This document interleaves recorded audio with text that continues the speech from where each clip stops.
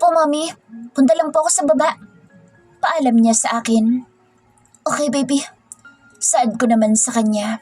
Pinilit kong bumangon kahit na masakit ang ulo ko dahil kulang ako sa tulog. Pagpasok ko sa banyo ay nakita ko agad ang sarili ko sa salamin. Namamaga ang mga mata ko dahil na rin siguro sa pag-iyak ko. Mabilis akong nagilamos para kahit papaano ay maayos ko ang sarili ko. Hindi ako nagtagal sa shower dahil lumabas din ako agad at nagsuot ako ng isang black t-shirt at maong na pantalon.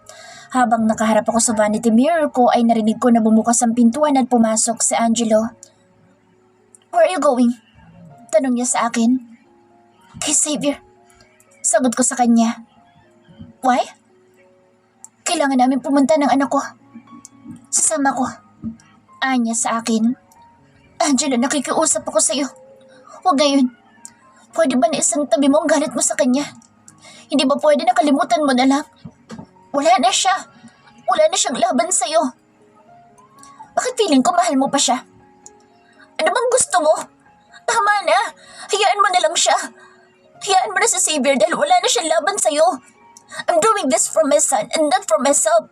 Kaya please lang, hayaan mo munang magluksa ang pamilya namin sa pagkawala niya. Pakiusap ko sa kanya. Pamilya? Angelo, please. Kung ayaw mong respetuhin ang desisyon ko, wala akong magagawa. Pupunta kami ng anak ko at makikiramay kami ni Lucio. Hindi ibang tao sa akin si Xavier. Hindi man naging maganda nangyari sa amin dalawa, naging mabuti siya sa mga kapatid ko, sa anak ko. Kaya sana kahit ito lang ay intindihin mo. Sabi ko sa kanya at nauna na akong lumabas sa silid ko. Ngumiti ako sa anak ko. Nasa labas na pala ang driver na pinadala ni Mommy kaya naman hindi na ako nagpaalam kay Angelo dahil ayoko na makita ng anak ko na nagtatalo kaming dalawa. Naon na sila yan doon kaya kami na lang ang hinihintay nila. Hindi ko alam kung may lakas ba ako ng loob na humarap sa pamilya niya. Pagkalipas ng isang oras ay nakarating na kami sa bahay nila at sa may gate pa lang ay ang malaki na niyang larawan ang bumungad sa amin. Mommy, what's going on? Bakit po may malaking picture sa daddy dito? Tanong sa akin ni Lucio. Hindi ako sumagot at hawak kamay kami naglalakad papasok sa loob ng bahay. Nanghihina ang mga tuhod ko habang papalapit ako sa kanya. Parang sinasaksak ang puso ko. Nagsimula nang bumagsak ang mga luha ko. Mommy? Mommy, what's happening? Where's daddy? Where's my daddy? Umiiyak na tanong sa akin ni Lucio dahil alam ko na naiintindihan na niya ang nangyayari. Baby? Ang tanging nasambit ko. Mommy, where is daddy? Nagwawala na siya kaya naman lumapit na sa amin si Mommy at niyakap niya si Lucio. Opo, listen to me. Your daddy is now in a better place. He said that he loves you so much. Kayo ng mommy mo. Mahal na mahal niya kayo. Mahinahong sabi ni Mommy habang umiiyak. You're a liar, Mommy. You lied to me. My dad is dead. Sabi mo pupuntahan natin siya. Sigaw sa akin ng anak ko. Baby, I'm sorry. I'm sorry. Umiiyak na sabi ko sa kanya. I hate you. I hate you, Mommy. Palagi mo nalang inaaway si Daddy kahit wala naman siyang ginagawa sa'yo. Inaaway mo siya. He was doing his best para mapatawad mo siya but you just Tito Angelo over him. This is your fault. I hate you, Mommy. Umiiyak na sigaw niya sa akin. Nakatingin na sa amin ngayon ang lahat ng tao na narito. At nahihiya ako dahil tama ang anak ko. Dahil tama siya. Ako ang may kasalanan na lahat ng ito. Kukunin ko sana siya kay Mommy pero bumaba siya at patakbo na pumunta sa harapan at niyakap ang daddy niya. Kitang-kita ko kung paanong nagwala ang anak ko. Kung paano siyang sumigaw ng paulit-ulit at tinatawag ang daddy niya. Tinanggap ko ang consequences ng ginawa ko. Alam ko na hindi ko mapipilit ang anak ko na sumama sa akin dahil galit siya sa akin at nasaktan ko siya. Kaya hinayaan ko siya na doon na muna sa lola niya. Isang linggo na rin simula ng ilibing sa Xavier. At yung sakit ay nandito pa rin. Hindi ko alam kung paano ko ba haharapin si Angelo ngayon. Kung paano ko ba haharapin ang mga araw na darating. Masama akong ina dahil natiis ko na hindi ko kasama ang kambal. Ako ang pinakamasama sa lahat. Mommy! Napalingon ako nang marinig ko ang boses ng anak ko. Tumatakbo siyang lumapit sa akin. I miss you, baby. Umiiyak na bulalas ko at niyakap ko siya ng sobrang higpit. I miss you too, Mommy. Sabi niya sa akin at niyakap din niya ako. How are you, baby? I'm good, Mommy. I'm sorry po kung nagalit ako sa'yo. Sorry po sa sinabi ko. Alam ko po na bad ang ginawa ko. Saad niya sa akin. It's okay, baby. Because you're right. Mali si Mommy. Hindi ko dapat yun ginawa. May kasalanan si Mommy kaya nawala sa daddy mo. Pero bad pa rin pong ginawa ko dahil sinigawan po kita. Your feelings are valid, anak. Mahinahon na sabi ko sa kanya. Hindi ka po ba galit sa akin? Tanong niya sa akin. Hindi po. Bakit naman ako magagalit sa'yo? Nakangiti na sagot ko sa kanya. Mommy, okay lang po ba kung doon po ako matutulog sa bahay nila Lola kapag weekends? Tanong niya sa akin. Of course, baby. Kailangan din ni Mommy na umalis. Pupuntahan ko mga kapatid mo. Sabi ko sa kanya. Iuuwi mo na po sila? Tanong niya sa akin. Opo. Bukas may pupuntahan ko sila. Sagot ko sa kanya. Ipakikilala niyo po sila kay Lola, ha? Saad niya sa akin. Opo. Promise po. Sagot ko sa anak ko. Yay! Lola, uuwi na po ang kambal. Dahil nasa anak ko lang atensyon ko, hindi ko napansin na nandito pala si Mommy. Lumapit ako sa kanya at niyakap ko siya. Thank you po. Bulong ko sa kanya. Sorry, anak. May lungkot sa mga mata niya habang sinasabi niya sa akin ang mga salita niyon. Ako po ang dapat na mag-sorry sa inyo. Bukas pa susunduin ko na ang kambalat. Okay lang po ba na iwan ko sila sa inyo? Doon na po muna sila kapag may pasok ako sa restaurant. Okay, anak. Walang problema. Sabi niya sa akin. Salamat po, Mommy. Nag-usap pa kami ni Mommy bago siya umuwi. Kasama ko na ngayon ang anak ko at masaya ko dahil hindi nagalit sa akin si Lucio. Bata lang siya pero mas matanda pa siyang mag-isip kaysa sa akin. Mommy, umiiyak ka na naman po. Sabi niya sa akin. I'm sorry, anak. Kasi dahil kay Mommy, wala na ang daddy mo. Mommy, I miss him na. We need to accept the fact na wala na si daddy. Sabi niya sa akin. Sorry. Kung dahil sa akin kaya hindi mo na siya makakasama pa. Umiiyak na sabi ko sa kanya. Si Tito Angelo na lang pong bago kong daddy. Sabi niya sa akin. Okay lang sa'yo? Gusto mo na ba siya? Nagtataka na tanong ko sa kanya. Opo, kasi sabi mo po, siyang love mo. Sabi mo hindi mo na love si daddy. At ngayon na wala na si daddy, wala na pong sagabal sa pagmamahalan niyo ni Tito Angelo. Umawang ang labi ko sa sinabi niya. Anak, sorry if I lied to you. Mahal ko ang daddy mo. Galit ako sa kanya kaya ko lang nasabi yun. Na hindi ko siya mahal. Akala ko hindi ko na siya mahal but I'm wrong. Ang daming maling desisyon ni Mommy at puro regrets ang meron ako ngayon. I'm so sorry. Sorry, anak. Umiiyak na sabi ko sa kanya. Kung sakaling buhay pa si daddy, aaminin mo ba sa kanya na love mo siya? Na siya lang ang mahal mo? Tanong niya sa akin. Kung nandito ang daddy mo, yayakapin ko siya. Sasabihin ko sa kanya na mahal ko siya. Na gusto ko magkakasama tayo. Pero hindi na yun mangyayari pa. Mahal mo ba si Tito Angelo? Tanong niya sa akin. Do I need to answer that? Hindi naman po, Mommy. Sagot niya sa akin. Minahal ko siya. Ang tanging sagot na binigay ko sa anak ko. Ngumiti siya sa akin at muling itinuon ang atensyon niya sa tablet niya. Ako naman ay kinuha ang phone ko at kagaya ng araw-araw na nangyayari ay marami na naman ang mensahe na pinadala ni Angelo. Marami ding missed calls. Kaya naman tinawagan ko na siya. Hello? Medyo nauutal pa ako. Hello, love? Thank God. Dahil tumawag ka na. I'm sorry. Sagot ko sa kanya. Pwede na ba akong pumunta dyan? Pwede na ba tayo mag-usap? Tanong niya sa akin. Okay. Sagot ko sa kanya. Thank you, love. May gusto ka ba? May cravings ka ba? Malumanay na tanong niya sa akin. Wala naman.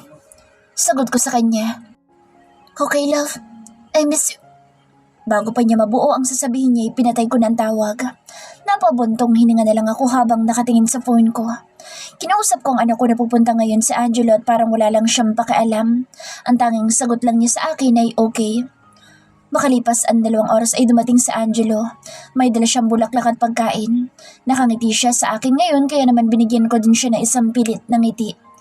Hinila ko siya sa may garden area namin. Gusto ko kasi na makapag-usap kaming dalawa. I miss you, love.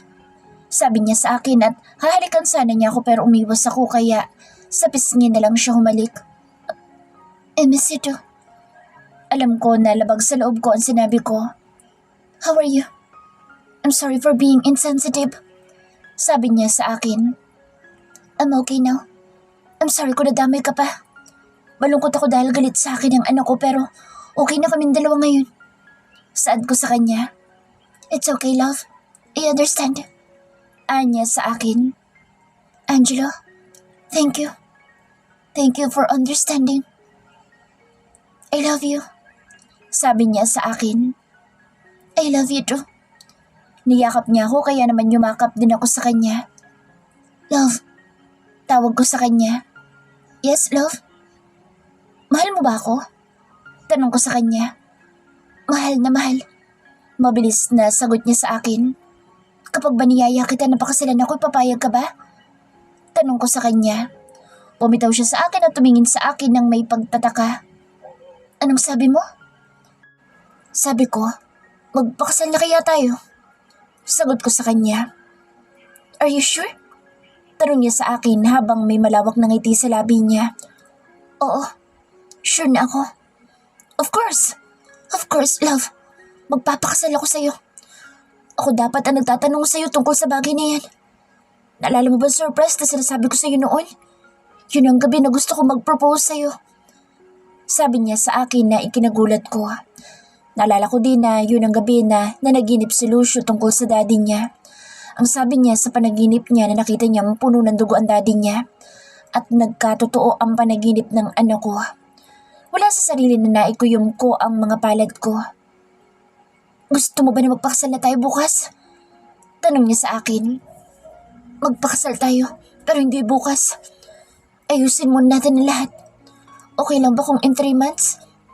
Tanong ko sa kanya. Oo naman. Thank you, love. Ako ang pinakamasayang lalaki sa buong mundo. Sabi niya sa akin nang may malawak na ngiti sa kanyang labi. Sapat na. Sapat na ang 3 buwan. Saad ko sa sarili ko habang nakatingin ako kay Angelo. I miss you, kambal. Masaya na salubong sa amin ni Lucio. Dito ako dumiretso sa bahay nila Mommy. Niyakap nila ang kambal at sobrang gulo nila. Hindi ko tuloy maiwasan na hindi umiyak. Lihim kong hinihiling na sana'y nandito din si Xavier sa tabi namin, na kasama din sana namin siya. Sana'y nakita din niya ang mga anak niya. Sayang lang dahil wala na siya at kasalanan ko iyon. Kung noon pa lang sana'y ipinakilala ko na siya, ay wala sana akong pagsisisi ngayon. Huwag ka nang malungkot, anak. Alam ko na masaya si Xavier sa kung saan man siya ngayon. May lungkot sa mga mata ni Mommy. Kahit alam ko na nahihirapan din siya ay pinapalakas niya ang loob ko. Mahirap pero alam ko na kakayanin namin. Mommy, pwede po ba tayo mag-usap? Lakas loob na tanong ko sa kanya.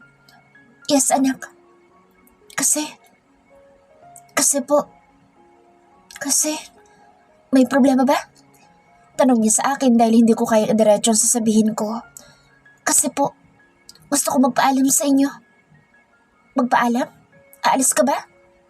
Nag-aalala na tanong niya sa akin. Umiyak ako dahil parang hindi ko kayang sabihin sa kanya. Natatakot ako na magalit siya sa akin. Anak, sabihin mo sa akin, aalis ka ba? Hindi po. Hindi po ako aalis. Bakit ka umiiyak? Sorry po. Sunshine, alam ko na may gusto ko sabihin. Gusto ko po na sabihin sa inyo na magpapakasal na kami ni Angelo. Umiiyak na sambit ko. Naging tahimik si Mommy kaya tumingin ako sa kanya. Nakita ko ang pagpatak ng luha sa mga mata niya pero ngumiti siya sa akin. Sige, sino ba naman kami para pigilan ka? Wala kaming karapatan para pigilan ka sa mga gusto mo. Kung saan ka masaya, lagi ako nandito para sa'yo. Saad niya sa akin. Patawarin niyo po ako. Sorry po. Mahal ko po si Angelo. At ang lahat sa amin ni Xavier ay nakaraan na lang. Patawarin niyo po ako, Mommy. Okay lang. Hindi mo kailangan na humingi ng tawad sa akin. Naiintindihan kita, Sunshine. Huwag mo isipin na tutol kami. Huwag mong isipin na galit kami kasi hindi. Hindi kami galit. Hindi kami galit sa'yo. Hindi kami galit sa mga desisyon mo. Bakit po kayo ganyan? Bakit po ang bait niyo sa akin? Bakit po hindi kayo nagagalit sa akin? Sa dami ng kasalanan ko sa inyo, mabuti pa rin kayo sa akin. Umiiyak na bulalas ko. Niyakap niya ako habang ako'y napahagulhol na. Alam ko na nasasaktan ko siya. Alam ko na sa ginagawa ko'y nasasaktan ko sila. Pero buo na ang desisyon ko. Magpapakasal ako kay Angelo. Kailan ang kasal niyo? 3 months from now po. Sagot ko sa kanya.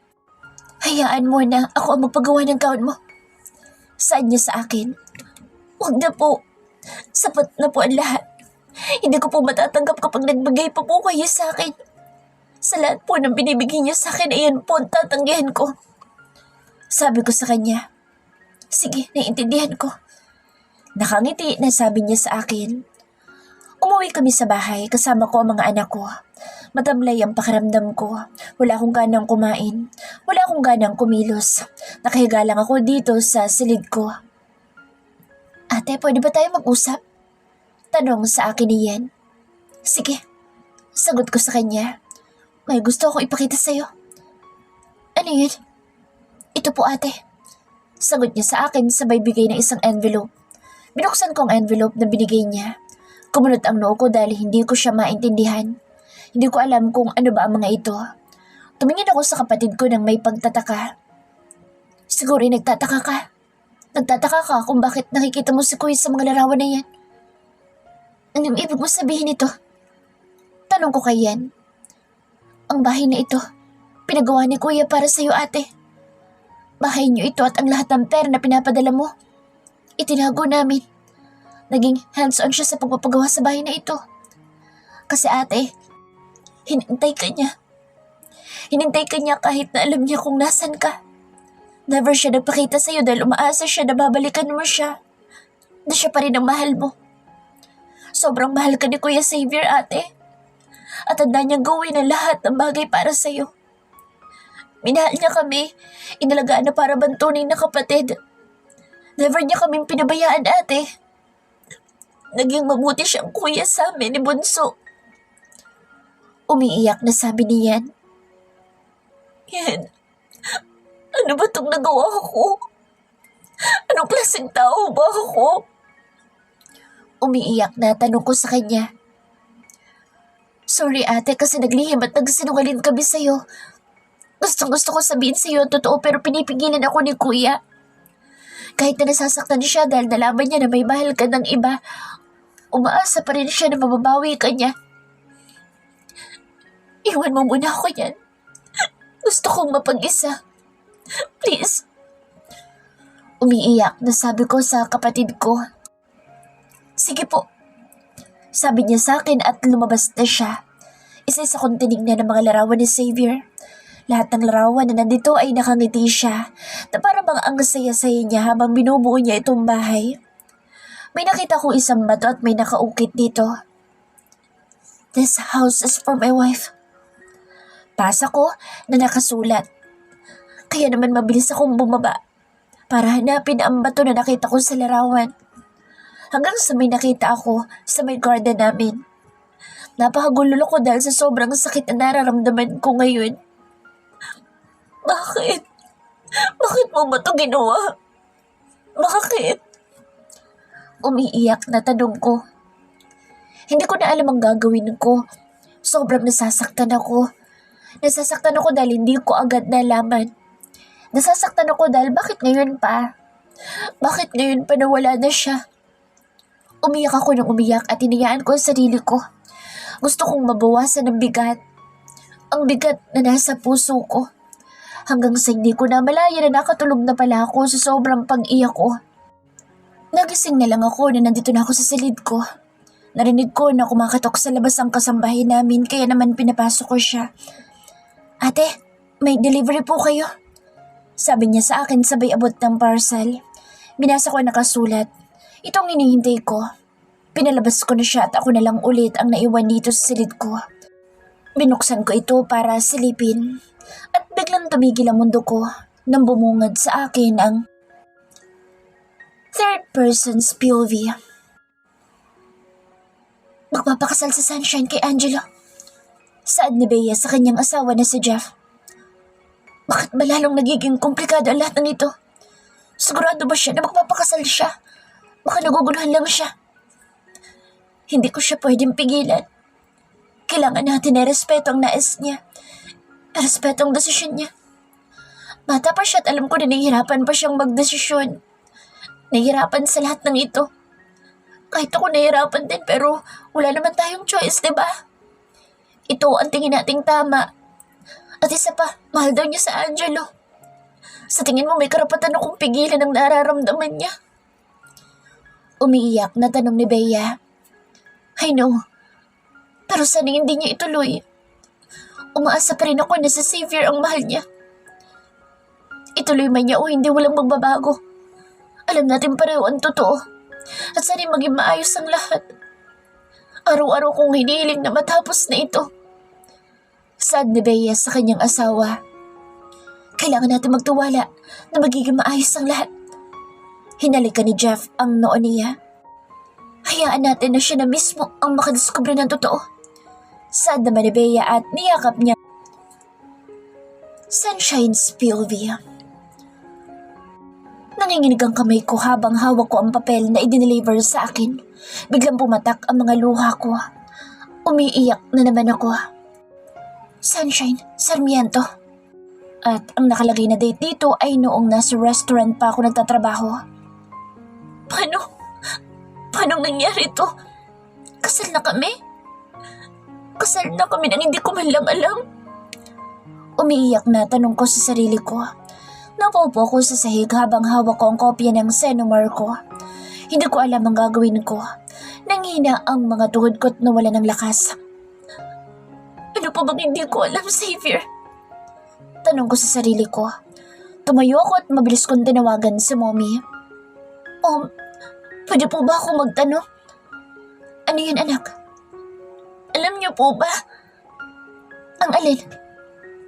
Ang tungkol sa sekreto na Xavier. Alam niyo po ba na kasal na kaming dalawa? Umiiyak na tanong ko sa kanya. Yes, alam namin. Sinabi niya sa amin. Sagot niya sa akin. Napayoko ako at umiyak ng umiyak. Wala akong karapatan na magalit. Ayoko nang manisi ng iba. Alam ko na may dahilan din sila. Kailangan kong intindihin kagaya ng palagi nilang ginagawa sa akin. Ngayon na alam mo na ang totoo, magpapakasal ka pa rin ba kay Angelo? Tanong niya sa akin. Oh. Umiiyak na sambit ko. Ipasusundo kita dyan. May kailangan tayo pag-usapan. Sabi niya sa akin. Sige po. Sabi ko sa kanya. Makalipas ang isang oras ay dumating na ang sundo ko. Kasama ko ang mga bata. Hinatid kami sa bahay ni Mommy. Pagpasok namin ay nakangiti siya sa akin. Hinawakan niya ang kamay ko at hinila niya ako papunta sa isang silid. Noong una nagtataka ako hanggang sa bumungad sa akin ang tao na nakahiga sa kama. Xavier! Nautal na sambit ko. Patawarin mo kami, anak. Ginawa namin ito para sa kaligtasan niya. At narespeto namin ang nais mo. Alam ko na mali na nagsinungaling kami sa iyo dahil masa kami na maayos ang lahat. Na maayos na Xavier ang lahat sa inyo. Ayaw niyang sabihin sa iyo dahil gusto kanyang pakasalan. Gusto niyang gawin ang tama pero biglang nangyari ang lahat ng ito. Kumataw siya ngayon at hindi alam kung kailan siya magigising. Hindi ko sinabi sa'yo kasi palagi mo sinasabi na mahal mo si Angelo. At ayoko namang isiksik ang anak ko sa'yo pero ngayon na alam mo na ang totoo. Nasa iyo ang desisyon kung pipiliin mong anak ko o si Angelo pa rin. Masakit para sa akin na marinig mula sa'yo na hindi mo na siya mahal. Kasi ginawa ko lahat para pigilan siya na puntahan ka sa Spain. Kahit na ang kapalit noon inihirapan ng anak ko. Sa kagustuhan kong may matutunan siya, nasaktan ko siya. Gusto kong maging totoo sa iyo, Sunshine. Umasa ako na maintindihan mo mga nangyari sa inyo. Umasa ako na maiisip mo na hindi lang sa Xavier may problema dito. Kaya hinayaan kita na lumayo para makapag-isip. Pero naisip mo ba kung bakit ginawa ng anak ko mga bagay na yun? Tanong niya sa akin habang umiiyak siya. Ayaw kitang sisihin kasi ang buong akala ko. Ang buong akala ko nakunan ka. Kasi alam ko na nasasaktan ka. Kaya ang lahat ay isinisi ko sa anak ko na siyang pinagsisisiyan ko. At ngayon na nakaratay siya dyan. At hindi ko alam kung gigising pa ba siya. Araw-araw ko ding sinisisi ang sarili ko. Araw-araw akong nagsisisid sa naging desisyon ko. Parang isang malaking sampal ang narinig ko mula kay Mommy. Ramdam ko ang sakit sa bawat salita na binitawan niya at tama ang lahat ng iyon. Patawarin niyo po ako. Sorry po. Lumuhod ako sa harapan ni Mommy. Tumayo ka dyan. Utos niya sa akin. Umiling ako habang umiiyak. Tumayo ka. Kalmado pa rin na utos niya sa akin. Parusahan niyo ako. Pero sana hayaan niyo po ako na bumawi sa asawa ko. Tatanggapin ko pong galit niyo sa akin. Sorry po. Sorry kung tanga ako. Sorry po kung sariling damdamin ko lang ang iniisip ko. Aminado po ako na selfish ako. Tama po kayo na sa Xavier lang ang sinisisi ko sa lahat ng ito na kahit na alam ko na mali ko. Na dapat hindi ko ginawa. Na dapat hindi ko siya sinisi. Umiiyak na sabi ko sa kanya. Hindi mo kailangan na bumawi. Lalo na kung hindi na siya siya po ang mahal ko. Mahal na mahal ko po siya. Galit lang po ako sa kanya. Bulag ako sa sarili kong kasalanan. Pinaniwala ko sa sarili ko na sa Angelo ang mahal ko. Sorry po. Patawarin niyo po ako. Putol ko sa sasabihin niya. Matagal na kitang napatawad, anak. Kaya sana'y mapatawad mo rin ang sarili mo. Gawin mo sa tingin mo ngayon ay tama. Alam ko na mabuti kang tao at higit sa lahat mabuti kang ina. Lagi mong tatandaan na pamilya mo kami kahit ano pa mangyari. Nakangiti na sabi niya sa akin at lumabas na siya. Ako naman ay tumayo at lumapit kay Xavier. Mabilis ko siyang niyakap habang umiiyak ako. Sorry. Mahal na mahal kita. Gumising ka na. Hinihintay ka ng kambal. Hinihintay ka ni Lucio. Higit sa lahat, hinihintay kita. Salamat sa Diyos dahil hindi kanya tuluyang kinuha sa amin. Umiiyak na kausap ko sa kanya. Sana'y ako na lang nandyan para hindi ka nahihirapan ngayon. Sana hindi ako nagalit sa'yo kasi ako naman talagang may mali. Ako ang nag-umpisa ng lahat ng to. Dahil sa takot ko. Dahil sa pagiging makasarili ko. Dahil sa pagiging immature ko at higit sa lahat sa pagsisinungaling ko. Sarili ko lang ang naging mahalaga sa akin. Hindi ako nagtiwala sa pagmamahal mo. Kasi basta nangingibabaw ang takot ko na hindi mo ako tanggapin. Kung sakaling sasay mo ng ama ni Lucio. Kausap ko sa kanya. Halagaan kita, mahal ko. At gagawin kong tama ang lahat. Gagawin ko ang lahat para mahuli ang gumawa nito sa'yo. Magpalakas ka dahil hinihintay ka namin. Kailangan ka namin ng mga anak mo. Kailangan ka namin para mabuo ang pamilya natin. Kausap ko sa kanya. Sana hindi ito panaginip lang. Sana'y totoo ito. Sana'y totoo na nasa tabi kita. Sambit ko bago tuluyang dumilim ang buong paligid.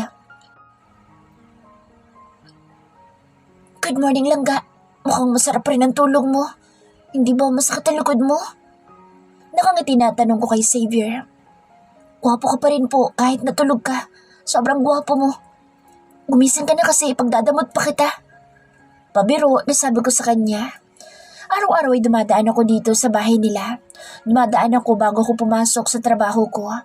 Pumapasok pa rin ako para walang makahalata na buhay siya. Langga, ang mga anak lang muna natin na magbabantay sa'yo ha. Papasok muna ako sa restaurant. Pero don't worry, kasi uuwi din ako agad. I love you. Malambing na sabi ko sa kanya. Pinagsisisihan ko ang lahat ng ginawa ko. Tama sila. Marahil mukha akong mature pagdating sa mga kapatid ko pero pagdating sa pag-ibig ay immature ako. 18 ako noong nabuntis ako. 20 ako noong naging kami ni Xavier at ngayon na 23 na ako ay parang wala namang nagbago.